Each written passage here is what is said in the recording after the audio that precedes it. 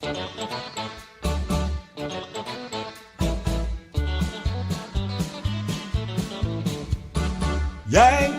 and the Brit's the place to be. Radio living is the life for me. Airwaves spreading out so far and wide. Keep your FM, just give me that internet side. Online is where I'd rather stay. I've got a lot of music to play. I just adore a Yankee view. Darling, I love you, but give me a show to do. The Chat. The Brats. On air. That's fair. You are my wife. Goodbye, British life. The Yankee and the Brit on air. Hey. Hey, how are you? Not bad. You are live on the Yankee and the Brit show. This is Jimmy Sarr, everyone. Have I said your name right? Yeah, you said it right. Hey. Don't count on her to do it again. So where are you this evening? I'm home working on just hanging out with the family tonight. Ah. You working on any music at the moment? Yeah, we got a new album coming out here in end of March, beginning of April, so we've been kind of going over some edits the last few days and getting everything to sound perfect and getting it ready to get out there. Sweet. What part of the country are you in? Close in Indiana, near Chicago. Whoa, way up there in Yankee country. Oh, yeah. A lot of good music comes out of Indiana, though. A lot of great music comes out of this area. We're pretty blessed to have some amazing talent in our area. Yeah, have you heard of Steve Hickman? I have not heard of Steve. Look him up on YouTube, man. The guy is... Absolutely will. He's there. I can't remember exactly where he is in Indiana, but he was on our show quite a long time ago, and he's a very good friend of ours, and the music is just... Well, you check it out. You'll see. Yeah, absolutely, I will. All those Hoosiers, man. Who knew they could do all that stuff? Exactly. So we're recording in Indiana, right? That's it. So what's going on in the music scene? How'd you get started? I started, I can't even remember. It goes back so far, in and out of bands my entire life. I come from a family of musicians. My uncles were bluegrass and rockabilly guys, and it's just music was a constant. You know, there was always every, Christmas, every get together, every holiday, there was always guitars and people singing, and so it was just always there. It just seemed natural. And we just did about 4 or 5 of your tunes, and it's just phenomenal, man. I mean, thank you very much. Tomorrow night we're doing our Independence Day as an independent artist, and that's all we're going to be playing. Of course, you'll be included in a list. Great stuff. I appreciate that very much. Yeah, it's beautiful, man. I couldn't. If it was up to me, I wouldn't listen to anything but that. But there's only so much of it around. Yeah, it's amazing how many great, amazing artists there are out there that you just don't hear because of mainstream radio, and it takes nowadays it just takes. If you got the money, you'll get on radio, and talent doesn't take you as far as money does anymore. No, exactly. Yeah, that's but true. It's great to have people like you guys that will play the independent artists and the up and comers and the people starting out. You give us a platform and a voice to actually expose our music to people, and someone like me, I'm grateful for that. Well, that's what we're here to do, is because I know how good the music is, and I don't want it any other way. Like you said, I'm sick of the Nashville sound. It's turned to crap over the years. Any of the real country music I've heard now seems to be from the independents who are actually back to telling stories and singing about things that touch people's hearts and their souls, and that's where we got lost along the way. Yeah, I think that tends to happen every generation, with music. It's just once something hits, everybody tries to copy it. I mean, it happened in the 70s with the Eagles and Zeppelin, and then in the 80s with, when Def Leppard and bands came out like that had that big overproduced sound, and you had everybody try to copy it. And then something comes along that shakes the foundation and changes everything. Then, that's what evolves into the Nirvana and the, Foo Fighters, and then then everybody starts sounding like them, and then you need something else to come out and change it. I think that's kind of where we are in country music right now is, you had everybody trying to sound like Luke Bryan and Jason Aldean. So now, then you get a breath of fresh air and a Chris Stapleton and a Jamie Johnson, And then now it's kind of shake the foundation a little bit and open up the doors for people like Luke Combs, Yeah. who isn't your typical, pretty boy. He doesn't fit that image, but he's an amazing singer and amazing songwriter. Absolutely. Nashville might not have looked at him, 2-3 years ago if it wasn't for Stapleton. Yeah, I hear you. It's look at his, the way he looks. It's like, to me, he's a Hank Williams Jr. or he's kind of a rebel, regular guy. I mean, he looks like a guy you just sit in a bar and have a beer with. He's not plucked eyebrows and just wearing his wife's breeches. I God. much prefer a guy that looks a bit rough around the edges than a pretty boy. Believe me. Are you pretty, Jimmy? Yes. How pretty are you, Jimmy? I don't. I guess you have to ask my girlfriend. Are you a pretty boy? She likes me. I guess that's all that matters. Yes. That's right. It better be at this point. She's probably listening. Happy wife, happy life, and all that jazz. I'm waiting for grunge country to come out. That should be something new. Yeah. Well, you never know. I think I kind of have a little bit of a rock edge to my stuff, which is kind of.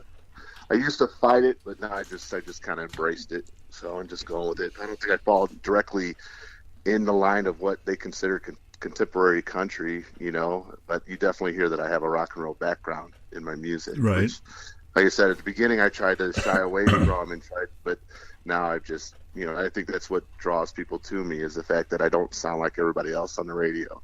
Do you write all your own songs? No, I write, but I do.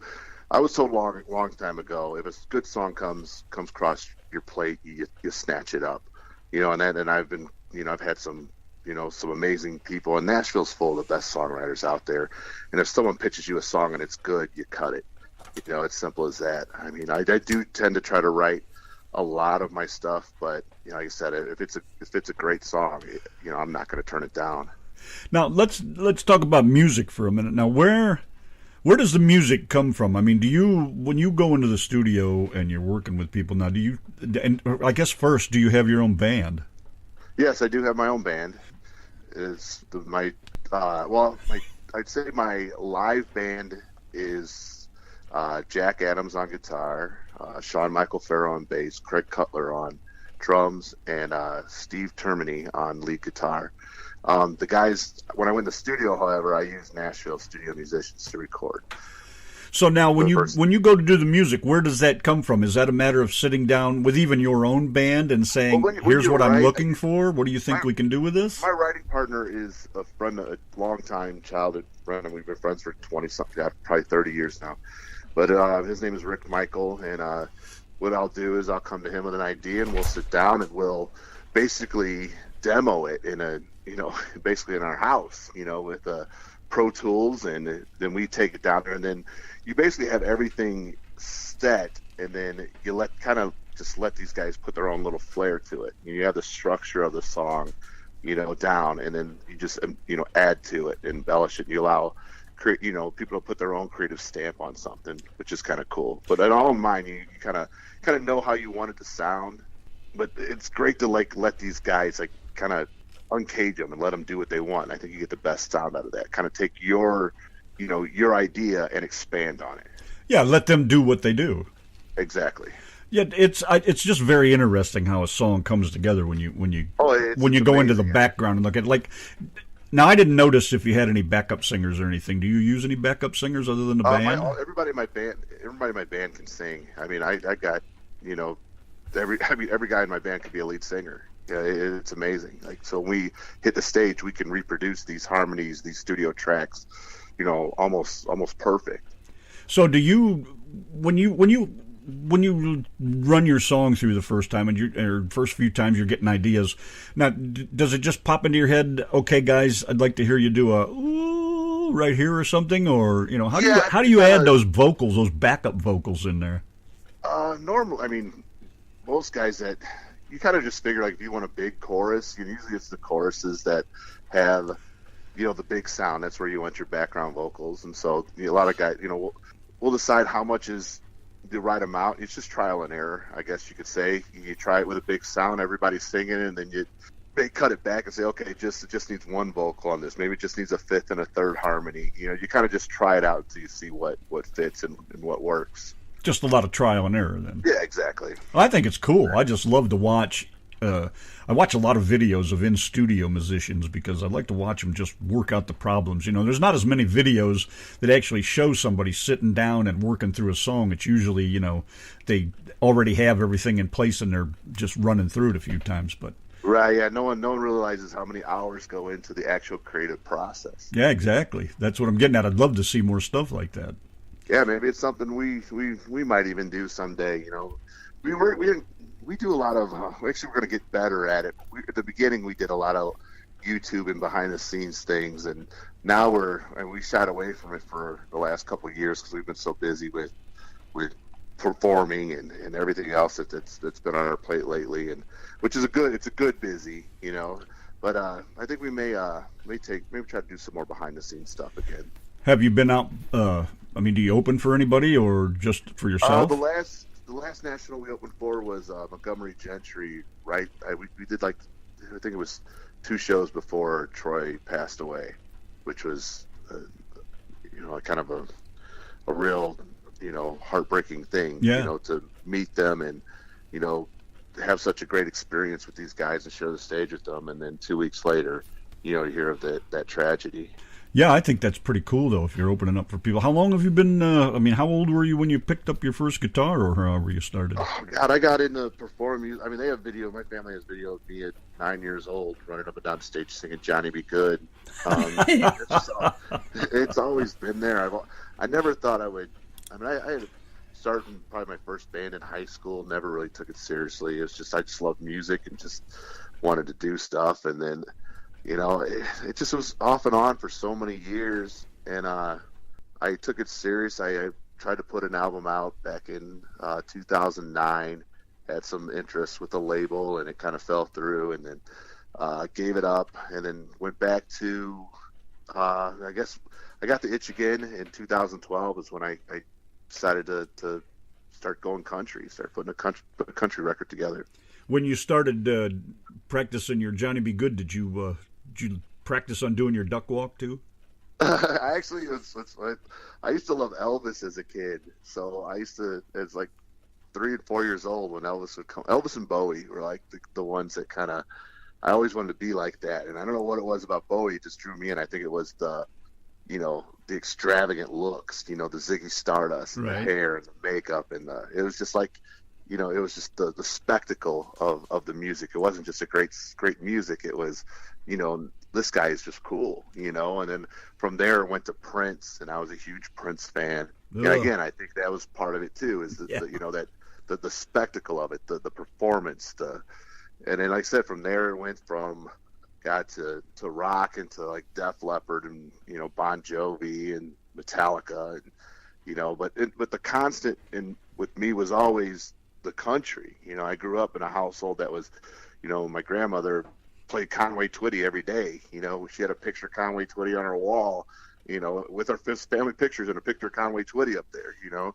I could think I was 10 years old when I realized I wasn't related to Conway Twitty, because he was like, she had his picture. It was like a picture of Jesus, a picture of Conway Twitty, and then all of our baby photos. That's my Uncle Conway on the refrigerator. Yeah, exactly. I'd watch him on Hee Haw and think, I was like, wow, you know, thinking we were related to him.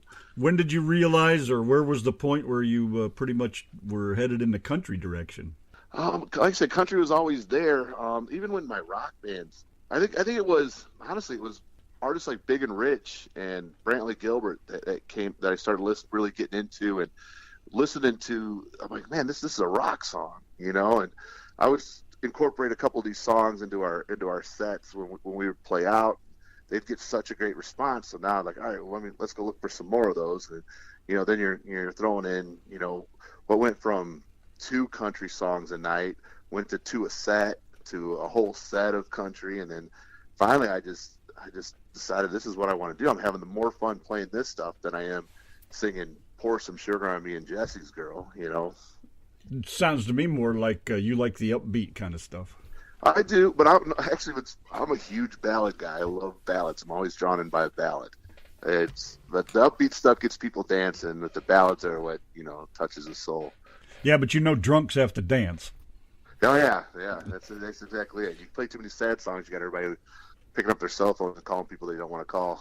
Yeah, it's just I've never DJ'd in a bar where if they didn't dance, they weren't happy. Right. How did you come about pulling a band together? I mean, It was actually really tough to get in my area. I mean, there's a million great musicians and a bunch of them that I'm friends with. But when I decided I wanted to go country, I couldn't find the players. No one wanted to go country at that time. You know, this is back 2012. Country wasn't as big in the Chicagoland area as it is now. So it was really tough to find the players. You know, and I think that was the struggle. And you know, I knew the songs we wanted to play. It was just finding the guys to put it together. And I was lucky enough to finally get something together and get it off the ground. And at that time, there was probably maybe 5 really good country bands in the Chicagoland area. And now it seems like everybody's country up here. Well, at that time, country pretty much faded away anyways, didn't it? Yeah, and Chicago's probably, I would argue Chicago's the second largest market for country music to Nashville now. I mean, it's Wow. so huge, you know. I'd never heard that. So this album that you've got coming out in March, has it got a particular theme to it? Or are all the songs pretty different? I think I like to say that the songs are kind of different. I mean, they all, I guess they have a common tie, but it does kind of, I think there's something for everybody on there. I really would. We got a couple songs that are rockers, like Redneck Undercover, and a new song called Once that was written by Brantley Gilbert. I think these two are definitely rock songs. They sound rock. And then we've got a couple, you know, ballads like When the Whiskey Gets Me and I Want to Fight. And then you come into, you know, the title track, We Fought Hard, which is, you know, just a great story. I mean, it really is, you know, it's just a song that, you know, I think a lot of people get behind. You know, it's about, you know, 2 brothers and growing up together and going off to war together and one having to come home without the other. And it's just a great story and a very touching song. Yeah, that's the kind of thing I think maybe is helping certain type of country music come back, is the fact that it is telling stories again. I mean, yeah, it has got lost. Over the years, it has got lost. Yeah, you know, rock from the 60s and 70s were all, you know, the 60s was about Vietnam and 70 was about heartbreak and rock and roll and, you know, but they all had stories to tell. The Stones Right. and all the, you know, the Who and all these different guys. And, you know, then through the 90s, there was some pretty good country. And then after that, it just kind of disappeared. Yeah, I think that it got simple. You know, they realized they could make a quick buck by doing this, and that's what they went. Like I said, it's the cookie cutter, you know, platform where if someone's making money doing this, here comes 10 bands doing the same thing. Everybody's afraid to step out of the box and do their own thing anymore, and you know, everybody wants to be famous, you know, but no one wants to, you know, I guess take that stand and be different. Well, most of the artists we've had on the show, they pretty much all say the same thing. I'm doing it because it's what I want to do, and that's why I'm independent. Nobody's going to tell me how to do it, what to do, you know. And I'm glad that everybody's finally taken a stand against the typical, lack of a better explanation, the Nashville sound, if you will, because it's not about money for most of these people. It's about people enjoying their music. Then if they make some money, that's fine. You know, that's like a bonus in most cases. Well, that's the thing about music. I think most of us got into this because we just love music, and that's the purest form of what we do is the love of the music. When you start doing, you got to love what you do. Even if you didn't write a song, but you like a cover song, you may play a cover song that means a lot to you. It doesn't mean, you know, you didn't write it, but you connect to it. You know, you got to play what you love, and you got to stay true to what you want to do. If you don't, if you go and do what someone else, now it's a job. You know, now it takes that love away from it. And I think that as long as you're doing what you do, what you love, you can't go wrong. Yeah, you'll burn out too soon if you're not careful. Absolutely. You know, and I know you've probably seen so many artists that have burned out and they've disappeared and you never hear another word from them. Yeah, I mean, it's a shame. There's a lot that, you know, that I miss, like going back to 90s country. You know, there was so many artists that I grew up listening to and I was fascinated with, and very few of them are still hanging around. I think I can name Tim McGraw. God, I can't even think of who else is still around from that group of 90s country. Sammy Kershaw is still hanging in there. I see a lot from him. And, oh geez, Hal Ketchum, those guys.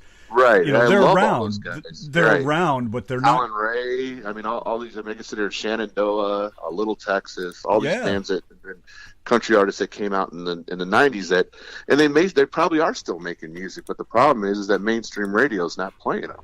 Mainstream radio plays the same 35 artists all day long, Oh, 7 days a week, please. 24/7. You know, I did that radio gig on terrestrial radio. It seems to be what everybody's calling it now, and I couldn't stand that. It's the same friggin' music over and over. And even now, there's a station here. We're in northern Texas. There's a station that's right here, a rock station. And sometimes I just turn it on okay, I'm listening to the radio instead of CDs and whatever. And it's like, right. it's this. I've heard Led Zeppelin a million friggin' times in my life. Why do I want to turn the radio on and hear Led Zeppelin 6 times a day? The same song. Yeah. Come on. Lighten up Yeah, there.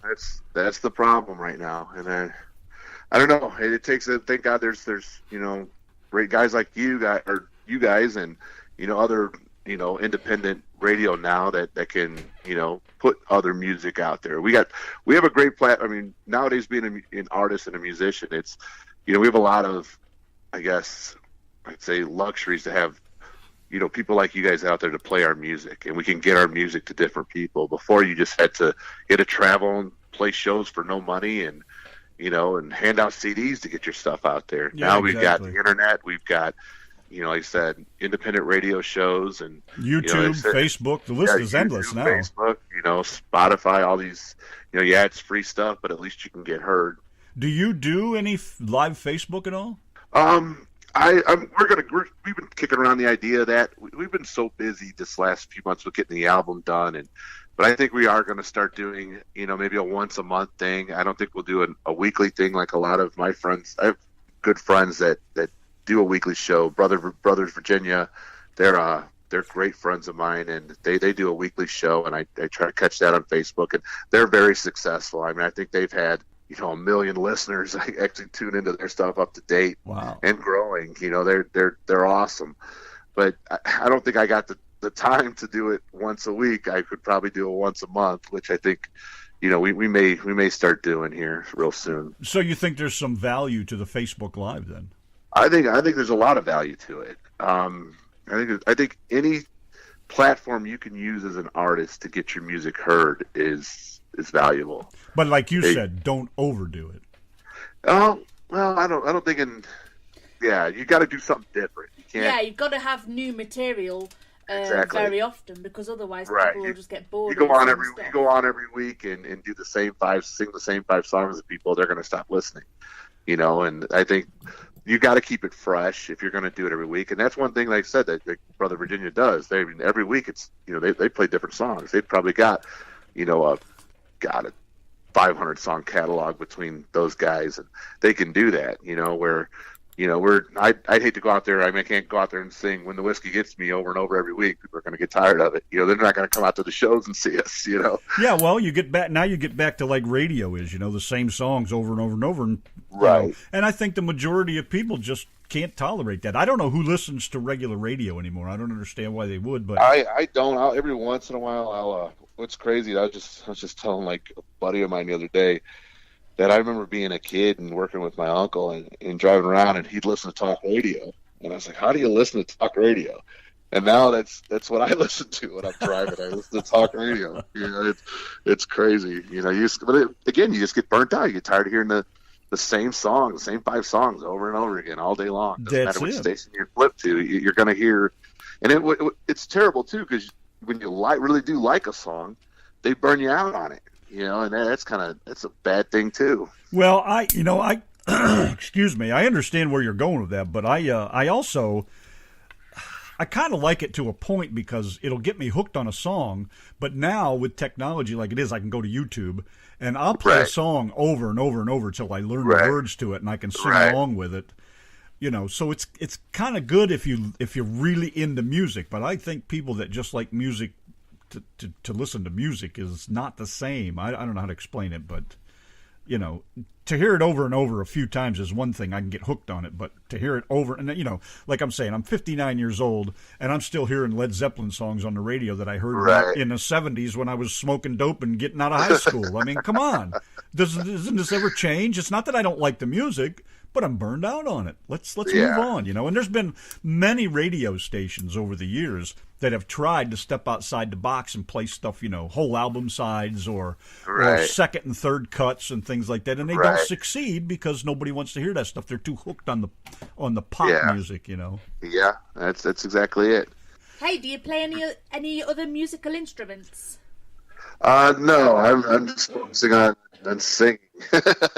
Sorry.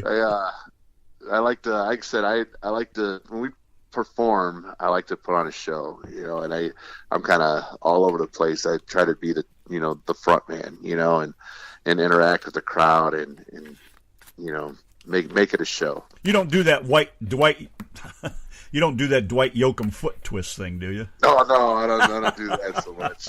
Thank you. I just uploaded a Rodney Foster song, and as I was watching the video, he's up there, he's got his foot back, and he's swinging his heel back and forth doing that. I'm like, oh, God, come on, I know exactly man. what you're talking about. The dude does not fit the image in any way whatsoever either. That's probably part of the problem. So you have a Facebook page? I have Facebook, I have a website, we have Instagram, Twitter, we have all that stuff. What's the link for Facebook? Just look up Jimmy Sarr, Sarr.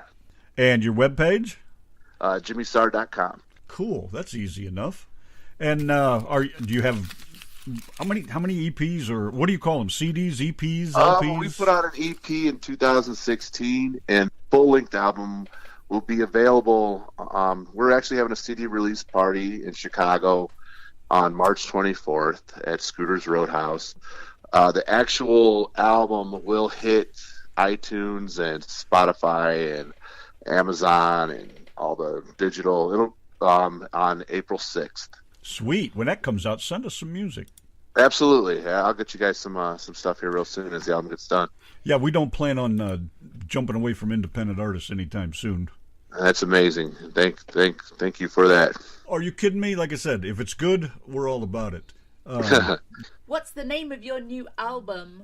We Fought Hard. That's the title track. Now, how'd you come up with that? It's one of the songs on the album. What's that? What's the story behind that, if I may? It's about two brothers growing up, their connection and their bond throughout the years. They both joined the military, and one has to come back without the other. Not good. Oh, you mentioned that already. All right, now I see the connection. Yeah. I'm still over here gagging, so I can't hear half the time. All right. What now? How did I run out of questions? Any other time I talk these guys to death? You just have. I'm not even getting started yet. So, what is your earliest musical memory? I mean, I know you says you have lots of early music memories, but what's your earliest thing that you remember? I love hearing about stuff watching, like that.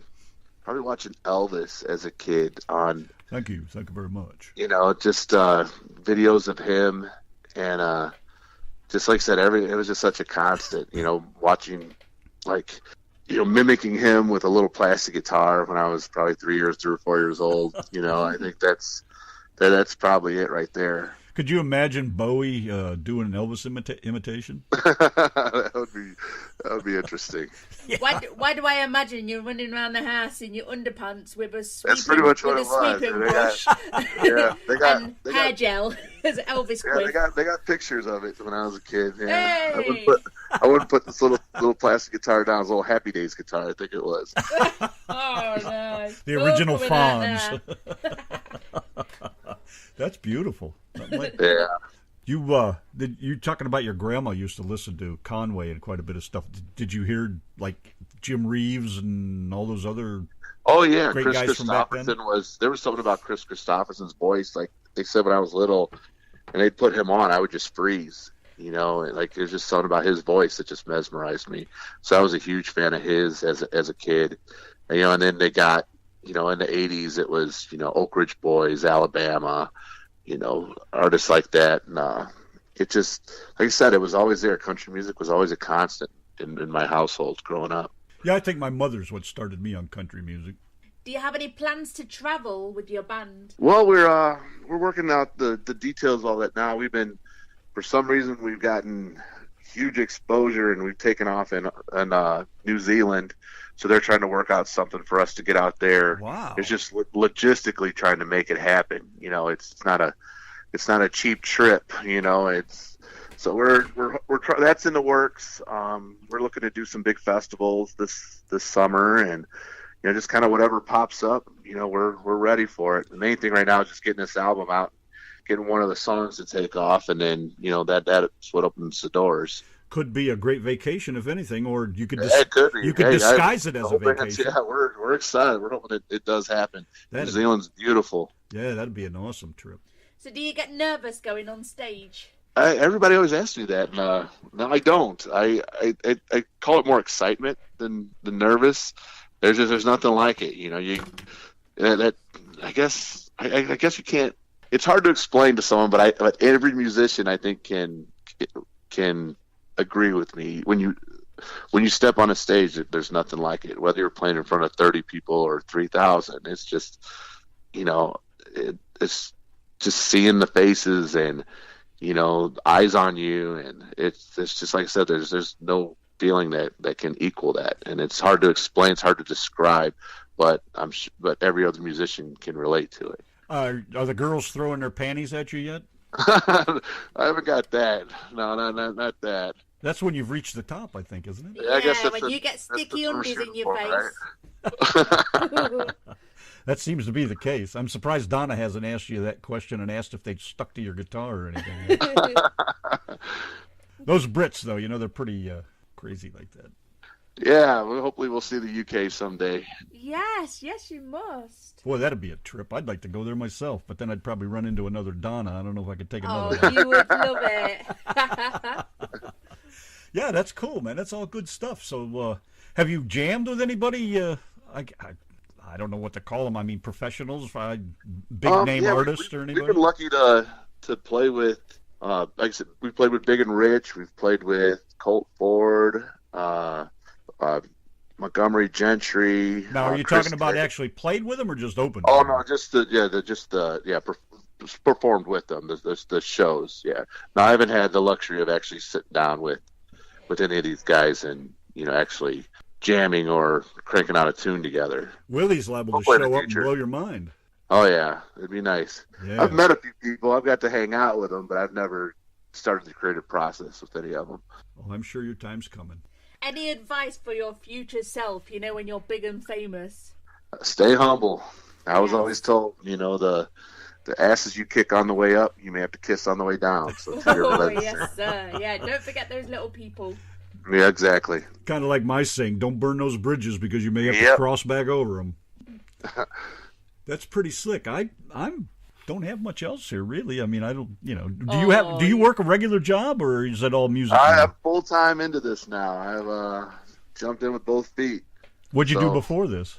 I've worked as mainly construction. Oh, my body tells me not to ever do that again. Yeah, it's been Your nice wife told you that too. Injuries.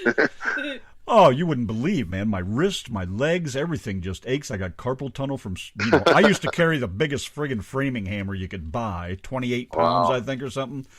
Drive a 12 in with one swing, but my God, I'd pay the price for that stupidity. Yeah. Yeah, that's pretty wild. What do you drive? A Camaro right now. And I bet it ain't a 68. No, I wish it was a 68. Another Chevy guy. No four-wheel drive truck, huh? Actually, that's where I'm going next. Yeah, looking at trucks right now, actually. All right, that'll make you more country then. Yeah, it's time to give up the sports cars. I've always had sports cars, Camaros, Mustangs. Oh, now we're talking. Nothing like a good 64 Muskrat. Yeah, it's time to like I said, it's time to let them go. Yeah, well, if you gotta play the part, you gotta live the part. Yeah, exactly. Let me ask you a couple more questions and we'll cut you loose. 10 boring questions. She just hates when I do this. These questions will bore you to sleep. Are you done now? I'm done now. I still barely love you. Ask away, sweetheart. Shut up. Okay, number one. What's your favorite word? My favorite word? Jeez, I don't know. I don't have a favorite word. I did warn you there were boring questions. What's your least favorite word? Probably the C word that some idiots use to refer to women. I can't stand that word. Yeah, I hear you. Number 3, what turns you on? Intelligence. What turns you off? Ignorance. What sound do you love? Music. What sound? Laughter. Yeah, that's a better one. What sound do you hate? I don't. I guess nails on a chalkboard is really kind of a cringing sound. What is your, and this is internet. We don't care now if it's to save your own face, that's fine. But what's your favorite cuss word? Shit, probably. And let's see, number 8. What profession other than yours now would you like to attempt? Oh wow, that's interesting. And now you're considered a musician, so you can just forget about the past and try probably something new. acting. I'm kind of kicking around the idea of getting into a little bit of acting here. Oh, that's a different answer. Yeah. What profession would you not like to do? I guess I don't want to go back to my old day job. I have yet. I'm waiting for somebody one of these days to say they don't want to do the work that Mike Rowe did. Yeah. I haven't heard that yet, though. Number 10, if you could have a party in the sky with any dead guitarist, who would it be? Would Prince count as that? Because I guess he's an amazing guitar player. Sure, absolutely. He's always been the one that I always wanted to meet, and that just can't happen now. Well, someday maybe. He can bend those strings in half and still make it sound good. I will say his music is awesome. Some of the songs was a little too girlish. Very underrated guitar player. Yeah, oh, absolutely. And number 10, if heaven exists, what would you like to hear God say when you arrive at the pearly gates? Welcome. That means you made it there, right? Yeah, exactly. There you go. Not bad. That's all I got, man. That's just.